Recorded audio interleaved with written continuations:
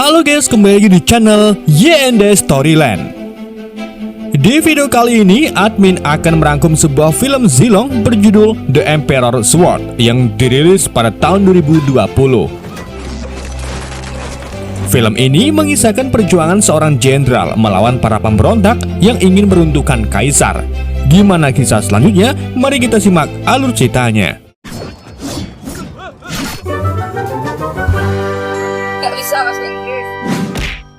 Berawal dari seorang jenderal bernama Meng Tian yang memainkan peran cukup penting dalam dinasti Qing. Meng Tian ini memimpin pasukannya untuk menaklukkan serta menyatukan seluruh Cina di bawah kepemimpinan Kaisar Qing Shi Huang yang merupakan kaisar pertama di Tiongkok. Meng Tian juga merekrut 7 murid pendampingnya yang memiliki kekuatan dan kepribadian beda-beda. Mereka adalah Lian Zi, Guang Jiangsu, Bai Ling, Ti Cui, Jilian, Beiru, dan yang paling kuat ialah Tian Changlu.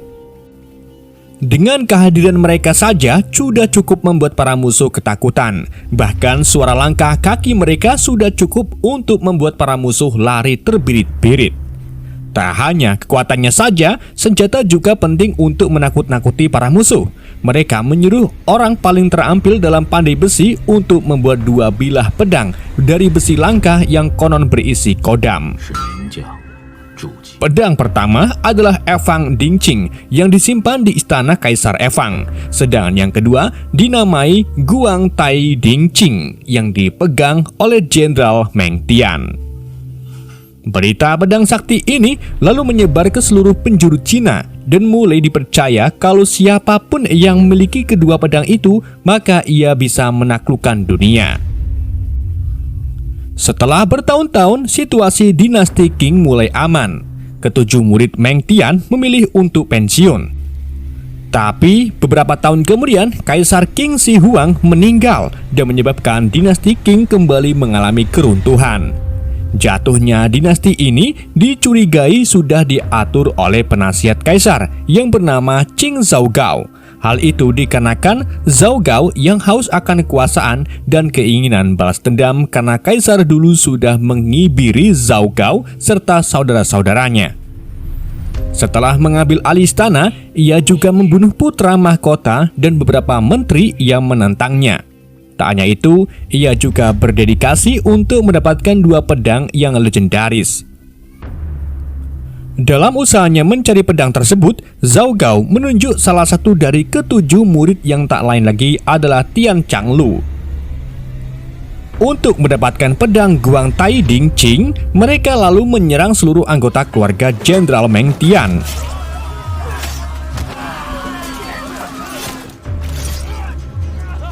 Di tengah kerusuhan serangan itu, putri dari Meng Tian yang bernama Meng Si terlihat syok. Sampai akhirnya, ia diselamatkan oleh seorang pelayan yang menyuruhnya pergi dan mengamankan pedang Guang Tai Dingqing. Melihat Meng Si yang membawa pedang itu pun membuat para prajurit Zhaogao langsung mengejarnya. Tapi untungnya, di waktu yang sama, seorang pria berjanggut dengan kekuatan luar biasa muncul dan mengalahkan semua prajurit.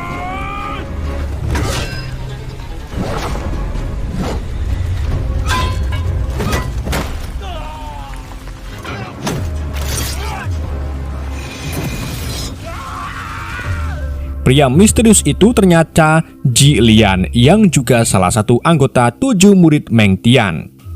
Kemunculan Jilian tak lain lagi ialah menyelamatkan anak dari gurunya serta melindungi pedang sakti agar tak jatuh ke tangan yang salah. Sementara itu, Zhaogao terlihat jengkel karena gagal merebut pedang Guang Tai. Sedangkan Changlu diliputi rasa bersalah karena sudah bergabung dengan Zhaogao dan terlibat dalam penyerangan keluarga Meng Tian. Tak hanya Changlu, salah satu pelayan Zhaogao yang bernama Cheng juga merasa bersalah atas kejadian tadi.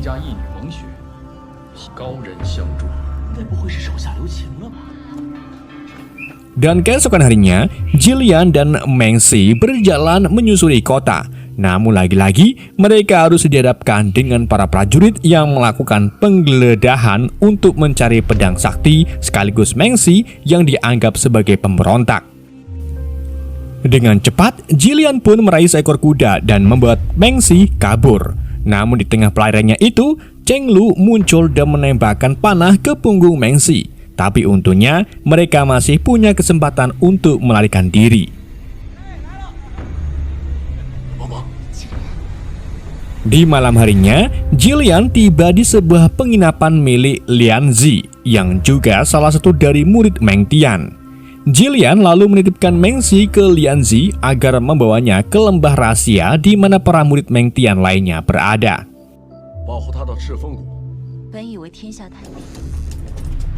Tapi di pagi harinya, saat mereka bersiap untuk pergi ke lembah rahasia, rencana mereka malah terganggu oleh tamu tak terduga, yaitu Chen serta pasukannya.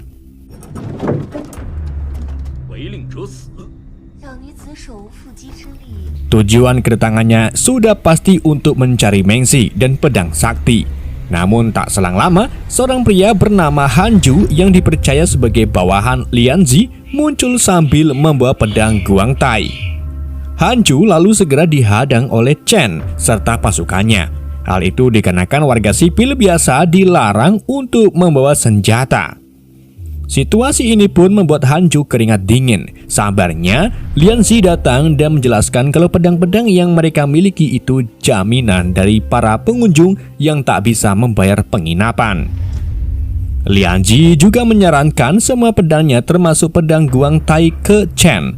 Untungnya, Chen percaya dengan ucapan Lian Zi dan memutuskan untuk menginap sebentar di sana.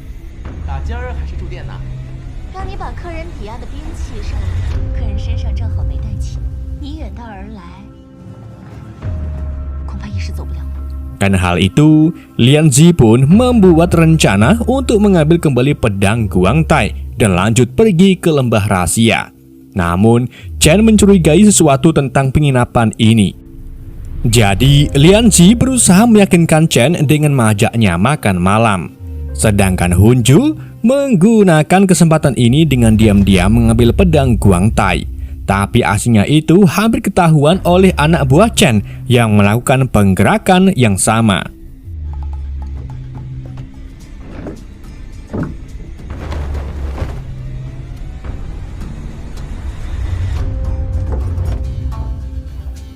Selang tak lama, Chen melihat ada jejak kaki di kamarnya. Alhasil, Chen jadi curiga kalau ada orang yang menyusup ke kamarnya. Kecurigaan itu juga diperkuat oleh anak buah Chen yang diam-diam menemukan anak panah yang menancap di punggung Meng Si. Chen pun sangat yakin kalau Lian Zi menyembunyikan Meng Si dan langsung memerintahkan anak buahnya untuk mengirim pesan ke prajurit lainnya agar menyerbu penginapan.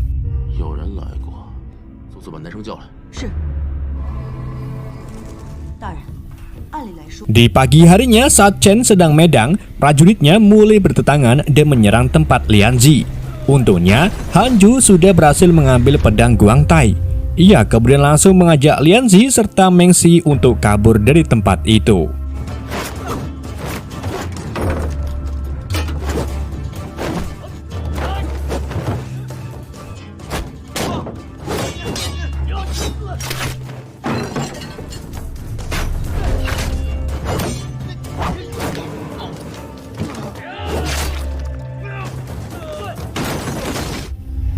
Saat mereka berjalan melewati hutan, sebuah anak panah tiba-tiba menyerang ke arah mereka. Han Ju pun melakukan serangan balik menggunakan keahliannya dalam memanah. Sedangkan Meng Si dan Lian Zi melanjutkan perjalanannya.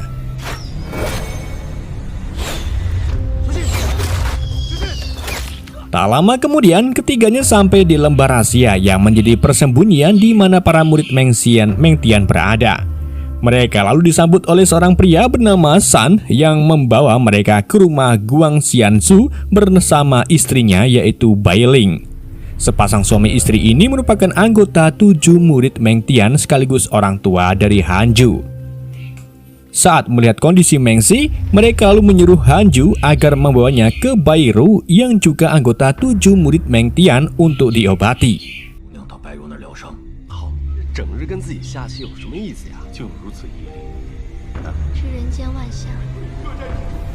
Di tempat lain, Chen meminta maaf ke Zhao Gao karena gagal menangkap Meng Si serta pedangnya. Ia lalu mulai menghasut Zhao Gao agar menyuruh Cheng Lu mencari Meng Si beserta pedangnya, karena lawan yang mereka hadapi ini adalah teman-teman Cheng Lu sendiri. Akhirnya, Cheng Lu pun memenuhi tugas itu dan langsung melakukan perjalanan ke lembah rahasia. Tapi di samping itu, Zhao Gao khawatir kalau nanti Cheng Lu akan berkhianat. Jadi ia menginstruksikan Chen agar menyewa pembunuh bayaran untuk mengikuti Cheng Lu.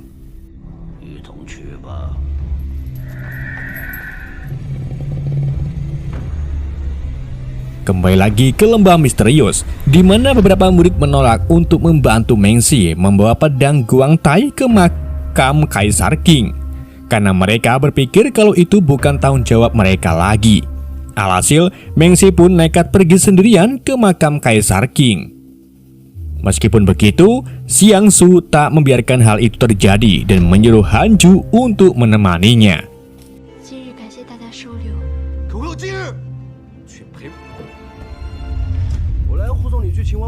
Di tengah perjalanan, Meng Si dan Han Ju menyadari kalau ada prajurit Chen yang mengikuti mereka.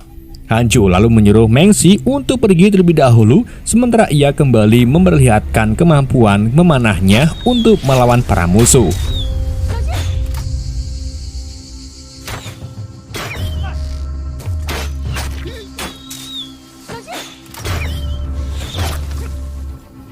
Sedangkan di sisi lain, Meng Si juga diikuti oleh orang misterius yang melamparinya dengan kapak. Meng Si pun langsung refleks menghindar, tapi aslinya itu malah membuatnya jatuh ke sungai.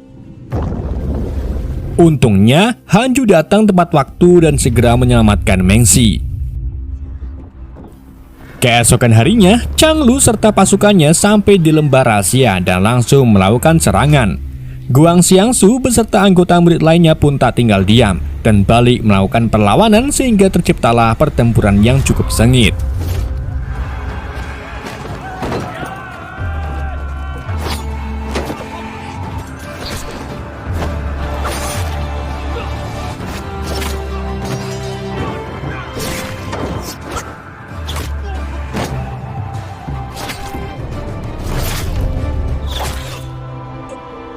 Di tengah kekacauan itu, Bai Ling juga sedang berjuang untuk melahirkan. Pertempuran pun berakhir dengan dimenangkan oleh pasukan Chang Lu, sedangkan semua pasukan lembah rahasia meninggal kecuali Xiangsu yang masih bertahan. Setelah itu, Chang Lu pergi menemui Lian Zi dan terlibat duel antar keduanya. Karena Chang Lu memiliki rasa dengan Lian Zi, ia pun menyuruh Lian Zi agar pergi saja. Namun tentunya Lian Zi menolak dan terus melanjutkan duel tersebut, hingga akhirnya Chang Lu dengan terpaksa menikam Lian Zi. Bersama dengan itu, Chen datang dan tanpa pikir panjang langsung membunuh Bai Ling yang baru saja melahirkan. Setelah kejadian itu, Jilian tiba dan dikejutkan dengan Lian Zi yang sudah tergeletak. Jilian yang dipenuhi rasa marah sekaligus sedih kemudian langsung pergi ke istana dan membantai prajurit Zhao Gao untuk balas dendam atas kematian teman-temannya.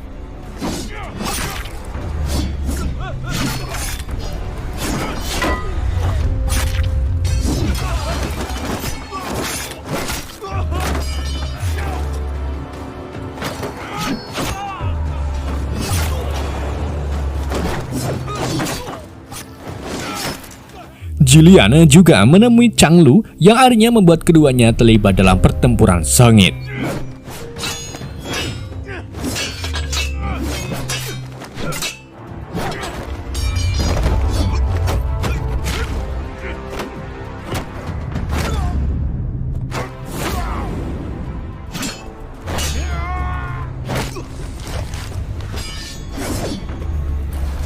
Di saat itulah para prajurit yang lain muncul dan siap memanah Jilian. Dalam perkelahian ini, Jilian lebih unggul serta berhasil membunuh Chang Lu. Tak menunggu lama, Zhao Gao pun memerintahkan para prajuritnya untuk langsung memanah ke arah Jilian. Di sisi lain, Meng Si dan Han Ju akhirnya tiba di makam Kaisar Qing. Tapi keduanya terlihat terkejut setelah mendapati para penjaga makam sudah terbunuh semua. Ternyata itu adalah ulah dari pembunuh bertopeng misterius yang membantai semua penjaga menggunakan kapak. Di waktu yang sama, terjadilah gerhana matahari yang membuat wilayah sekitar makam menjadi gelap.